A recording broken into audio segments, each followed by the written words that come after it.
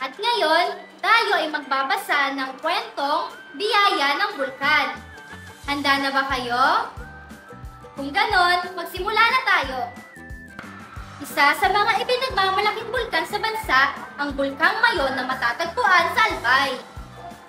Tanyag ang bulkang ito dahil sa taglay nitong halos perpektong hugis apak. Dinarayo ito ng mga dayuhang bisita, maging ang mga kapwa Pilipino. Sinasabing ang Bulkang Mayon ang pinakaaktibong bulkan sa Pilipinas dahil sa dalas ng pagsabog nito. Pinakamatindi ang pagsabog nito noong Pebrero 1, 1814, kung saan ang mga bayan sa paligid nito ay natabunan at mahigit sa 1,200 na katao ang namatay.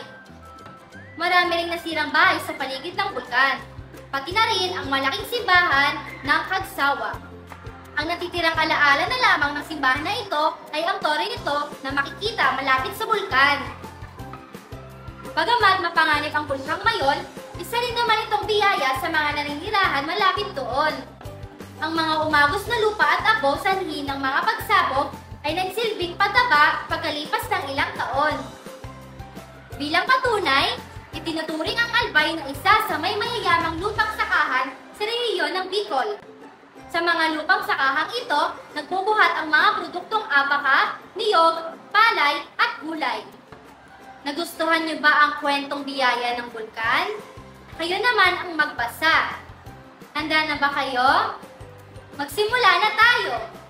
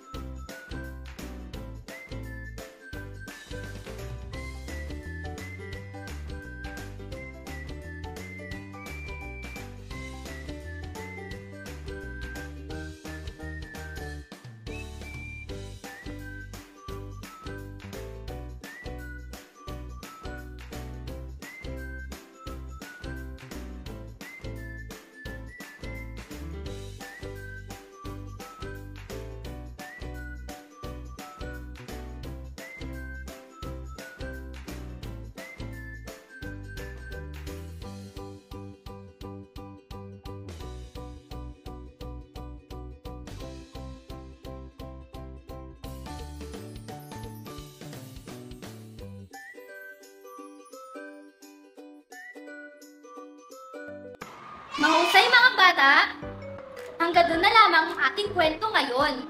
Ugaliing magsanay rin magbasa araw-araw dahil ito ay pinaka-importante bilang estudyante. Sana naman ay may natutunan kayo sa kwento ngayon.